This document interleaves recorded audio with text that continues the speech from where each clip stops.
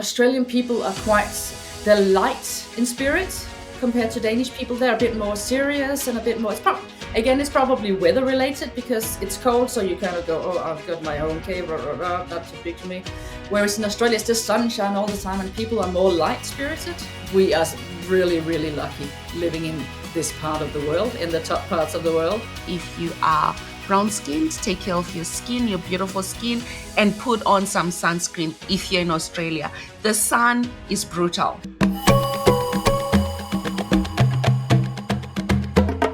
Well, Sandra and I are a little bit, distracted in this episode because we've got our really good friend, auntie to my child. So you can imagine that's a very special relationship. We've got Anne Poulsen joining us. And, as friends do when they get excited, I've forgotten what our script is to introduce anyone. But, welcome to Empowered Voices Amplified. And Anne, it is so good to see you. You are absolutely glowing. Is this what happens when you leave Australia? I don't know whether leaving Australia, I think it could be going back to Denmark. And like I said before, the cold over here just instantly stretches your skin and makes you glow. Yes, but it's just me. You're home. Yes, it is very good to be home. It's great to be closer to family. Of course, I miss my extended family, who are still in Australia, of course. But it's good to be with my blood relatives, so to speak, and just for Christmas, things like that. Just being around the table with the family that you've grown up with. It's special. It's definitely special. Mm. So, and Sandra and I have the advantage of knowing your story, and we've sort of just jumped into this conversation. But could you please tell our listeners a little bit about your story, where you are now, and why we keep saying we miss you? Like, that could confuse a few people. That's true. Well, I grew up in Denmark, lived there until I was 35, I think. Was on holiday in Australia, and I was just mad keen in love with Australia after coming back. And I had no idea how to get back, but I just knew I had to go back. Luckily, I ran into an amazing guy who is now my husband. And he's Australian, not Australian Danish. He was born in Australia, but hadn't been back at all since he was taken from there 2-3 years ago, old by his parents, who were Danish as well. And we talked about this, and he wanted to go back. So we holidayed in Australia in 2004 just to kind of see what it is and try to convince him to come with me over there.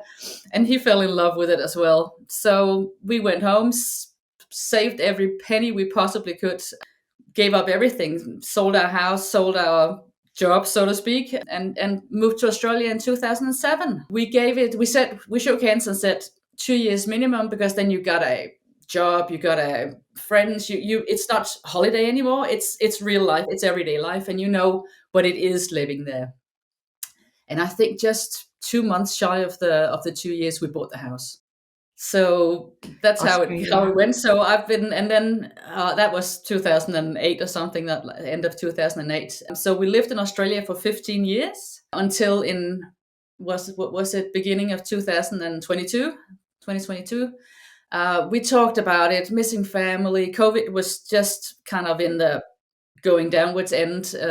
So things were opening up again. We hadn't been able to go to see family in Denmark. So we were kind of oohing and eyeing and cinnamon buns and all those type of things that we missed from Denmark. And we kind of just looked at each other one day and said, well, I think we made the decision, haven't we? And we said, yeah, we probably have. And of course, telling all the friends in Australia with tears dripping down both of our eyes was really, really hard. But our family in Denmark they've been missing us for 15 years. So now they finally get us back and can see us more regularly. So it's a win-win in my eyes, because I got 2 homes, 2 fabulous homes with 2 sets of amazing friends. So and we're definitely not finished with Australia. We'll be coming for holidays, extended holidays. So you just you have to. Yeah, I have to. I will definitely. Lots of people to stay with. Yeah, exactly. And we came back over here. I got a job currently as working at the local municipality, events and communication consultant. And on the side, I'm also doing. I have set up a business called Anne Poulsen Jewellery, where I design and hand make all my silver jewelry. Website is still not up yet, but it will be coming up during the spring summer of this year. So that's kind of where we are at the moment. And we bought a house over here now, living 5 minutes walk from my dad. So that's really nice. I love that. It's making me sad all over again. Oh no. I was actually thinking about this conversation yesterday and I was just like, oh, but I missed him so much. And I had that kind of feeling again, kind of almost going through the whole thing again.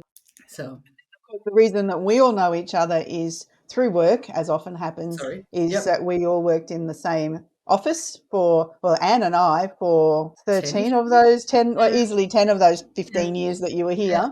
And then Em joined the team, and that's been another 5 or so years, and stayed friends. You know, you don't always stay friends with the people you work with, but just the good ones. Yes.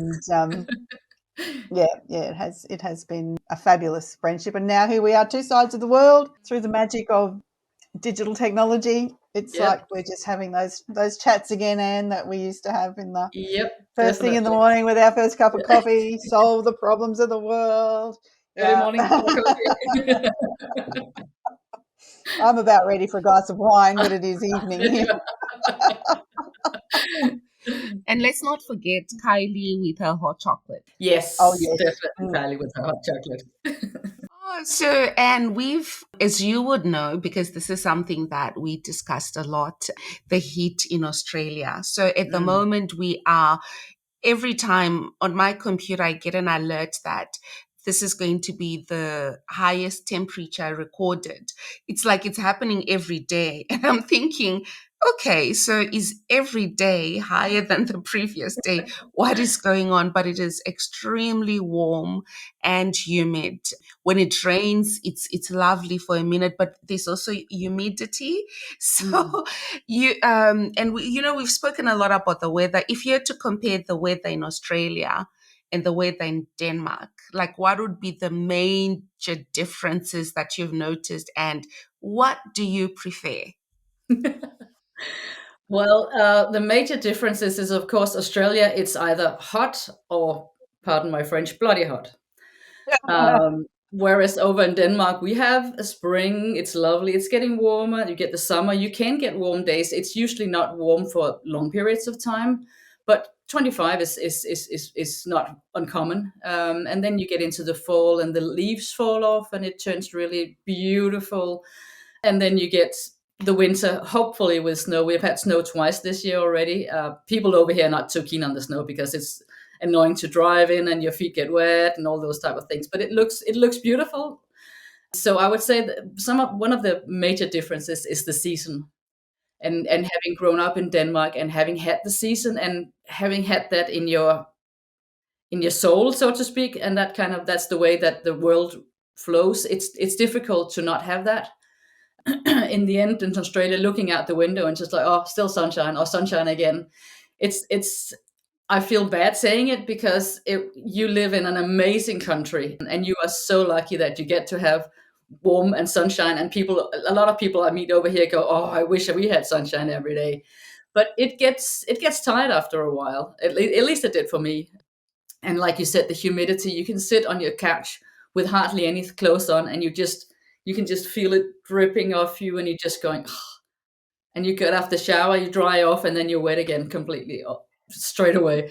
So that's probably the biggest difference. It's still, but what other thing I miss about Australia is that there's hardly times when the grass is wet or the pavement is wet unless it's just rained. Whereas over here, it's wet. The grass is wet, and I absolutely adore walking around in bare feet, as you both know. Yes. And in Australia, I could do that pretty much all year round, inside, outside, whatever. Over here, I can do it inside most of the year. We got floor heating, so that's a plus. But outside it's wet, and then you get feet wet and you have to dry, or you get dirty, and so it's a bit more difficult in a way. In Australia, you can just go out, maybe bring a jacket once in a while. Here it's like, for this time of the year, it's like the big coat, the 2 pairs of pants, 3 blouses, a woolen sweater, gloves, hats, scarves, the whole thing. So it's a bit more difficult sometimes of the year to get dressed over here for going out. That's kind of but we actually talked about, Karsten and I, that we love both places, and it could be a bit warmer here and it could be a bit colder living in there. So we thought like south of France would be kind of a good place. Not that we're moving again. No, family, we're not moving again.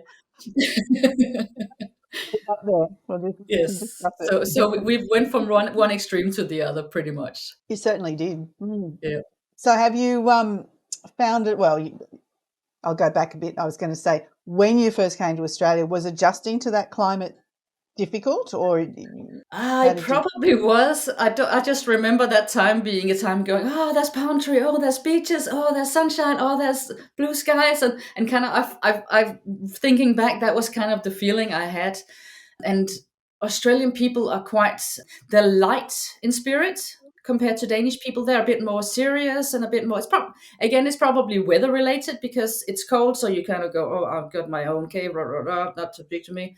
Whereas in Australia, it's just sunshine all the time, and people are more light spirited. So I think I just fell into that. Of course, I had days where I went, phew, this is hot, and your clothes get wet and you have to hang it up after wearing it.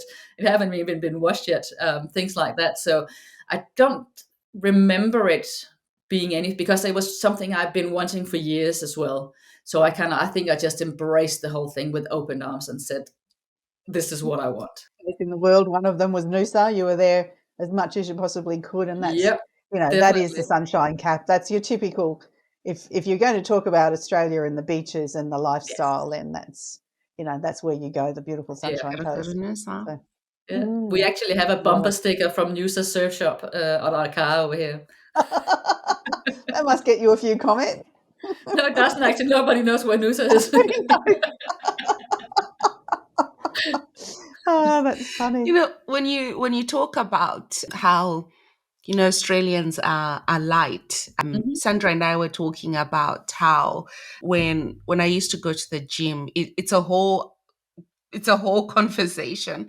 But we were talking about how when I used to go to the gym, there was always someone to help me put the weights back on the rack. I would literally just finish a set and wonder how I was going to put them back, because your arms are tired. Like you can't use your arms anymore. And there'd always be someone rushing to help me put the weights back. And I think that it's Australian. It's just this Australian thing. If you're standing and there's a man sitting on a train or the bus, they'll stand up and they'll let you have a seat. It's expected. Do you think we're spoiled here in Australia? I think I wouldn't say Australia. I think the Western world, including Denmark and all of us over here, I think we are majorly spoiled in lots of ways. We have it way better than we actually realize, because we just get so bogged down in the everyday minutiae. Oh, I gotta hand this assignment, do this. Oh, this is tough work. Oh, I don't like doing this work, but I have to do it, and then I have to do. And I think we get bogged down in those everyday minutiae that doesn't really matter, and forget to look up, because we are really, really lucky living in this part of the world, in the top parts of the world, where we are way luckier than, like Magnus, your home country. They're not as lucky as we are in the Western world. We have so much and we just forget it. I know I do it, and I think you guys do too, because we're all that sort of personality. Is that counting your blessings? I've kept a journal for I don't know how many years, and sometimes I just go back through it. And often it'll just be just sitting, having a coffee. It's early morning, just about to start work or do something, and just counting my blessings, just how lucky and how good we have it. And you also don't want to take them for granted to the degree that, I'm always that sort of like, be careful what you wish for. Make sure you make every moment count and be happy with every moment, because you don't know what's around the No. corner. But, I think we are so blessed. And I don't mean in a religious way, because I'm not like that. But I don't think you have to be, just to No. say, to count every single great thing that you've got going. And you don't realize until you've lost something that, how well you have it a lot of the time. Mm. So it's a remembering of kind of look up in your everyday instead of just go, I gotta do, and oh, this is hard, this is tough. It's the looking up, and especially in my opinion, having moved and thinking how many friends and relatives and loved people I have all around the world. It's the looking up and just remembering these people, just texting them. Just, it doesn't have to be long. It's just like, hey, how are you doing today? Remembering, oh, somebody's daughter was operated yesterday. Just a text, hey, how did it go? Are you okay today? Just remembering, because things are fleeting. Things come and go. Money come and go. Jobs come and go. But the people are, if you treat them right and if you really love them, they're going to be sticking around. And that's, to me, it's the most important. The other thing Em and I were talking about the other day that we wanted to have a chat with you, and it's sort of climate related, is the Aussie sun. And, like we've got three quite different complexions and three quite different looks, although I'm now not a redhead, I'm a blonde. But how people sort of, well, in Australia, it's second nature to have your sunscreen. Slip, slop, slap has been just drilled into us from very young children. And people come over from other countries and don't understand the power and the danger, I think, in the Aussie sun. So that was something that we chatted about the other day. And I know you're a sun worshipper, but you would also have to have been more careful with the sun than you would be at home in your 25 degrees. That's still hot, but Yes. there's something about it, isn't there? Yes, definitely. I was a sun worshipper in my younger days before I moved to Australia. But coming to Australia and being able to sit maybe not even 5 minutes out the sun, and you can just feel it starting to it just makes you go ah. And the first couple of times I get the red neck, or the front of the neck, really. But the first couple of times, and you realize how harsh the sun is down there. So I wasn't a worshiper. I never ever laid outside and just kind of sunned myself, which is a big difference from Denmark, because in Denmark, people, as soon as the sun, of course, we have maybe sun for a short time of the year, or at least warm enough so you can lay outside. So they flock to the beach. They love going overseas, Greece, Italy, Spain, and just lying outside. One of the big things, I remember some of the first times I came back to visit Denmark, living in Australia, and everybody over here was just like, what? Where's your tan? I thought you lived in Australia. And I was just like, yes, but we don't lie out in the sun in Australia. It's really, really, really, really hot. And it just prickles you and it burns you instantly. And they just couldn't grasp that thing, that the sun is not as harsh up here as it is in Australia, of course. You can still get sunburned if you don't take a bit care. So yeah, that's the big difference. So I'm kind of looking now and going, oh, why are they not wearing sunscreen? Why are they not putting sunscreens on their kids and going all that? Because I'm kind of course, being brainwashed into the Australian way that you slip, slap, slop all the time. So you kind of just have to do that. But I don't go much out in the sun. Yeah, I've had a lot of experience with the sun that's just not very pleasant. Yes, and exactly. I remember when I think I was 20 or in my early 20s, and I went for a facial, which is something that I do not do regularly, or unless I am asked to and someone drags me to an appointment for a facial. But on this particular occasion, I went in my early 20s. I think there was some event. And the woman who was attending to me, funny enough, was a white Australian woman. And I feel like Australia has always been in my path. When I was in Zimbabwe, I reported to an Australian boss. It's insane. Anyway, this woman looked at my face, and you know how they do that ultra scan of your face and what's inside. And she says to me, always put on sunscreen. every morning, whether it's hot, whether the sun is out, whether it's not. Always put sunscreen on because it will protect your skin. And since then, I always put on sunscreen. But what I found interesting was when I was putting sunscreen in Australia and people would see me, they would sort of stare until one time someone says to me, why do you put on sunscreen? And I didn't understand, like I did not comprehend the question properly. And I wasn't sure why they were asking. So I was like, well, the sun is out and I don't want to get burnt. They're like, yeah, but your skin doesn't get burnt.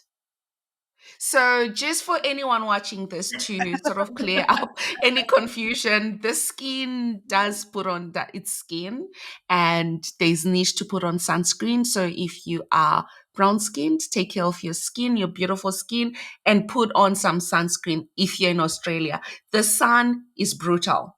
It is brutal. And with that also because with that also because your skin is darker, it grabs the sun more. Like if you put on black dark clothes, you can feel the heat more, and your skin would be exactly the same. Yep, absolutely. Yeah. And I think it's actually more harmful because we can't see the damage it's doing until it's too late. And there was actually a study about it. And, until it's too late, then the effect starts showing. So I don't think anyone is safe from the Australian sun. Maybe anywhere else in the world you can sort of get away with it, but not here. Not even the cows are safe over there. We're getting them pre-barbecued, are we? And I would love for you to share with our listeners, your philosophies in life. I think one of the things that I absolutely enjoyed and that I've enjoyed in our friendship is your outlook to life. It's so unique, and you've got this way of seeing things as they are and just getting along. I don't want to spoil this for anyone, but I'd love for you to share some outlook, some wisdom that people can sort of take. We're just starting 2024. And I would love to have some notes for people, for them to feel a little bit empowered, outlook to life, your philosophies. What can you share with us? That's a big one. Well, I am a bit like the Australian. I'm quite light in spirits, and I think that, like I said before, people are the thing that counts. Everything else is just fleeting and comes and goes. And I mean, it's just a thing. Everything are just things except for people. We've started minimalism lately, and kind of really getting rid of stuff, simplifying our lives, because I was finding, I think things like, you got Instagram, I got YouTube, Facebook, and all those things. And I have a tendency, because I am so interested in absolutely everything. I am born curious with everything, and it's like, that's something interesting. Oh, that sounds interesting as well. So I kept saving things for later. And I got this list of maybe 3,000 things on Facebook that are for later. And I've realized I'm never ever gonna be going back to them, because new things keeps coming in. So it's the whole being in the now, the whole read it now, and if you ain't got time, let it go. Something else will come later. And it's the whole letting go, which it's one of my big things for 2024, because I tend to sometimes hang on to things, and it's like, about this, and like most people do, ruminating, blah blah blah blah blah, and keep going over things they did or didn't do, and just kind of being in the now, having when you are kind of grounding yourself in the now, you feel the peace. Nothing matters, and it's just now, and it's just you, and it's just okay, deal with it now, instead of going, I need to do this later, I need to do this, and then da. So that's probably some of the things that I'm looking for 2024. Meditation and yoga and all those things. Sorry, with meditation, yoga, yes. All of those principles are there about. Don't worry about, you can't have that breath that you've just taken. The one that's coming will come. Yes. But just concentrate on the right now. And I think it's a great philosophy, and it serves us well wherever it's come from, whatever culture it's come from. There's an element of that. Yes. So yeah, it's about being mindful and in the moment. Yeah, definitely, because everything happens in the moment, and once it's gone, it's gone. It's gone. And you can kind of think about the future and maybe plan a bit for it, but you don't know what's going to happen in any way, shape, or form. Anything can happen, and nothing can happen. True. So that's what makes it exciting. it is, exactly. Oh, what were the others? There was something else we wanted to have a chat with you about. Again, for someone coming new to Australia, how did you cope with the creepy crawlies that we have pretty much daily? Em doesn't want to broach this one, but I just think people talk about the spiders and the snakes and but it's not the big creepy crawlies. It's just the little ones that we have with us all the time that perhaps people don't account for. But how did you go with it? Well, I don't want to scare people, but the question we always got when people from Denmark were going to visit us is like, "Oh, but what about the snakes?" And it was like, I live in a house. I don't live in the out in the bush or in the outback or something like that.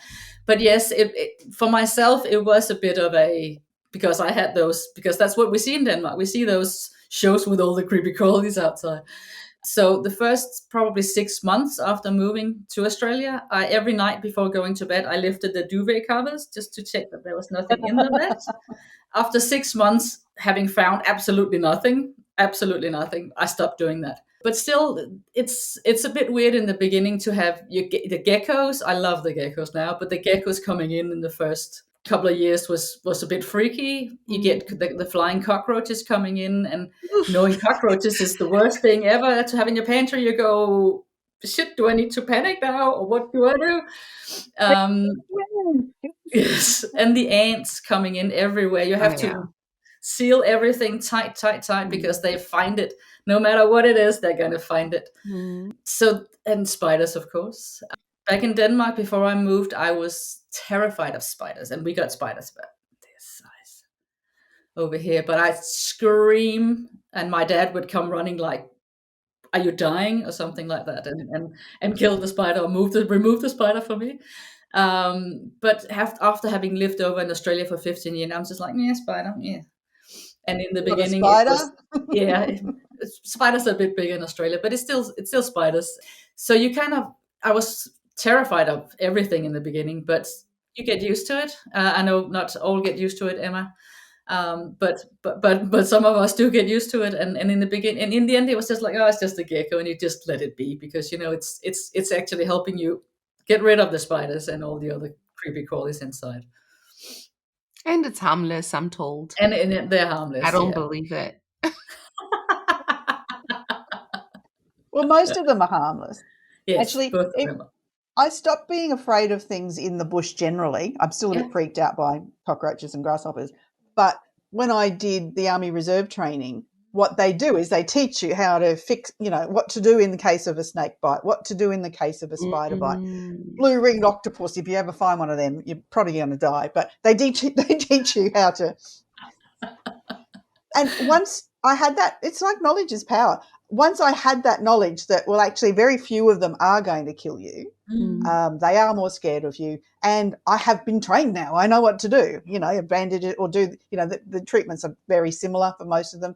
And it just took away a lot of that fear, even though they still freak me out. But it's like, well, are they going to kill you? Are they going to do any damage? No, probably not. But, if one landed on me, I'd still freak out. But I don't worry about. I'm not scared of reptiles, frogs, lizards, even snakes. I'd leave them be, but they don't worry me. So, anyway, just a thought there. And just for the people who are really scared of snakes over in Australia and don't want to go to Australia because of the snakes, don't worry about it. I lived there for 15 years. I saw maybe 5 snakes. 2 of them were dead. 3 of them were out Mullaney back end roads way. So I might have seen a green tree snake in the vicinity of where we lived. So don't worry about it. And they're harmless. Most of them are harmless. I mean, that's and the ones that are harmful will hear you and see you well before you hear and see them, and they'll be off and away. Yeah. So good news there. Yeah, that's still. I mean, I've been here close to 8 years now, and I've not seen a snake. And There please you go. God, I do not want to see one. I am Are you not touching wood? interested. Touch wood there, because, as soon as you say that. No. Oh dear. And before we wrap up, and before we wrap up this episode, I would love to get your perspective on the working, like what have you seen are the main differences between the working culture in Denmark and the working culture in Australia? Or is it the same, or are there actually some marked differences? Overall, I would say they're about the same. One thing is, like I said before, with the lightness. So they seem to be, they're still serious, of course, about the work in Australia, but they're a bit more light in their approach to work, I would probably say. And in Denmark, we are a bit more serious about it. We are serious about it in Australia, so I don't know how to explain this. Easygoing, maybe. Sorry?